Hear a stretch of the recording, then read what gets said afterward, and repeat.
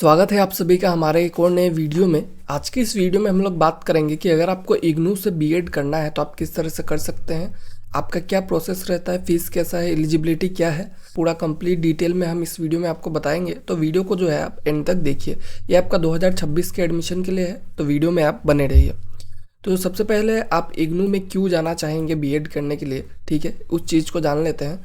तो ये जो है वर्किंग प्रोफेशनल्स के लिए जनरली है, ठीक है, क्योंकि ये एक ओपन यूनिवर्सिटी है। यहाँ पे आपको क्लासेस अटेंड नहीं करना है, बस एग्जाम्स देना है।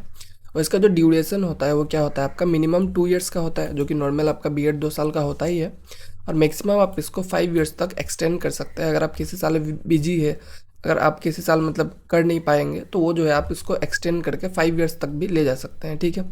तो ये जो है काफ़ी अच्छा सा चीज़ है। इसमें आपको मतलब कोई टाइम बाउंड आपको नहीं रहता है, ठीक है, आप आराम से कर सकते हैं। उसके बाद बहुत ज़्यादा एफोर्डेबल भी है, वैल्यू फॉर मनी है आपका। टोटल फीस आपका बस 55,000 के आसपास रहता है एंटायर कोर्स का, ठीक है।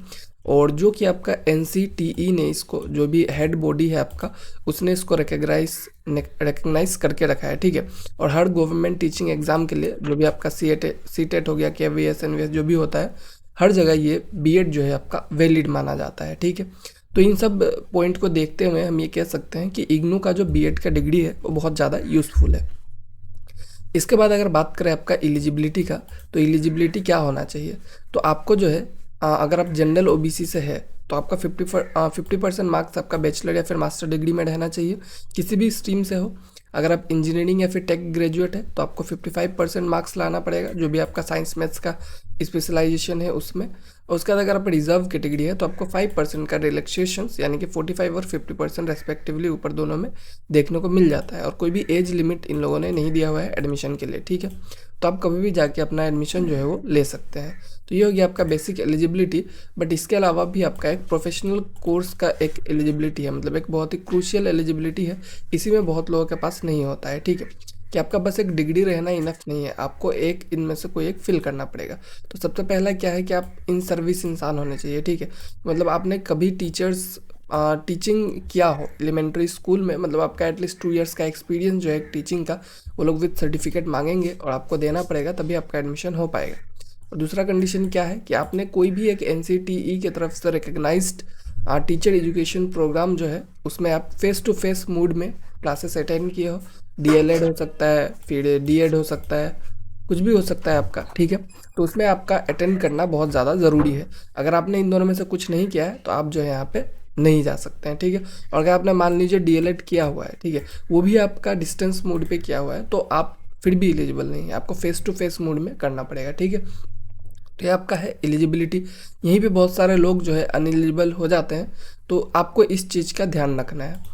इसके बाद बात करेंगे अगर आपका एंट्रेंस एग्ज़ाम के पैटर्न का।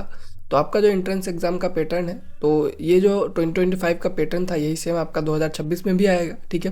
तो मोड का बात करें तो ऑफलाइन भी होता है, CBT भी होता है, जो कि आपके एडमिट कार्ड, हॉल टिकट जो भी होता है वहाँ पे मेंशन रहेगा।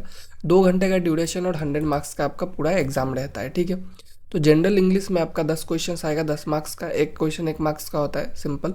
लॉजिक एंड एनालिटिकल रीजनिंग में 20, और एजुकेशन एंड जनरल अवेयरनेस में 25, टीचिंग लर्निंग एंड स्कूल में 25, और सब्जेक्ट कॉम्पिटेंसेस में आपका कोई भी एक चूज़ करना पड़ेगा, उसमें आपका 20, मतलब डोमेन सब्जेक्ट जो होगा उसमें आपको 20 क्वेश्चंस।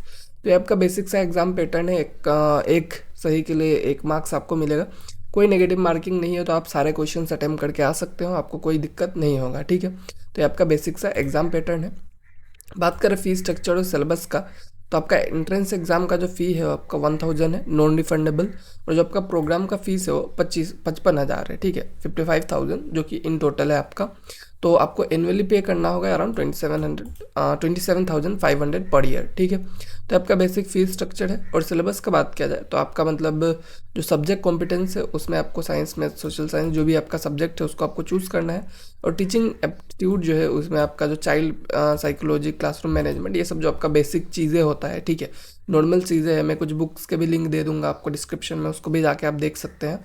तो यही सब बेसिक चीज़ें हैं जो कि आप मतलब जाके क्या कर सकते हैं, वहाँ पे पढ़ के एग्ज़ाम जो है वो दे सकते हैं, ठीक है। थोड़ा बहुत प्रिपरेशन आपका इनफ होगा। उसके बाद अगर बात करें हमारा जो टेंटेटिव टाइमलाइन क्या हो सकता है हमारा 2026 का। तो ये आपका मैं जो भी आपको दिखा रहा हूँ ये 2025 के बेसिस पे दिखा रहा हूँ, ताकि आपको ये पता चल जाए कि 2026 में कब होगा, ठीक है। तो जो आपका 2025 में जो टाइमलाइन था, ठीक है, उसके हिसाब से आपका रजिस्ट्रेशन वगैरह जनवरी में स्टार्ट हो जाता था, ठीक है। फरवरी मार्च तक आपका क्या होता है, लास्ट डेट रहता है रजिस्ट्रेशन का, और डिपेंड करता है स्टार्ट होने के बाद। उसके बाद आपका एडमिट कार्ड जो है 1 हफ्ते पहले आएगा एग्ज़ाम के। फिर आपका एग्ज़ाम एंड एडमिशन जो है, एग्ज़ाम जो है आपका मार्च के आसपास एक्सपेक्टेड रहता है, रिजल्ट आपका अप्रैल मई में आ जाएगा, ठीक है। और काउंसलिंग जो है मई के बाद आपका रीजनल सेंटर वाइज आपका काउंसलिंग जो है वो कराया जाता है। तो यही एक टाइमलाइन है जिसको आपको बेसिकली फॉलो करना है, और आप जो है मतलब यहाँ पे एडमिशन जो है ले सकते हैं, ठीक है। बस मेन चीज़ ये है कि आप रजिस्ट्रेशन को मिस मत कीजिएगा, जनवरी में है, आप हमारे साथ जुड़े रहिए, तभी आप जो है टाइम टू टाइम अपडेटेड रह पाएंगे और रजिस्ट्रेशंस वगैरह जो है वो कर सकते हैं, ठीक है। तो चलिए हमारा वीडियो जो है यहीं पे एंड होता है, और मैंने और भी जामिया के बीएड पे भी वीडियो बनाया है, तो उसको आप जो है यहाँ पे क्लिक करके देख सकते हैं। Thank you.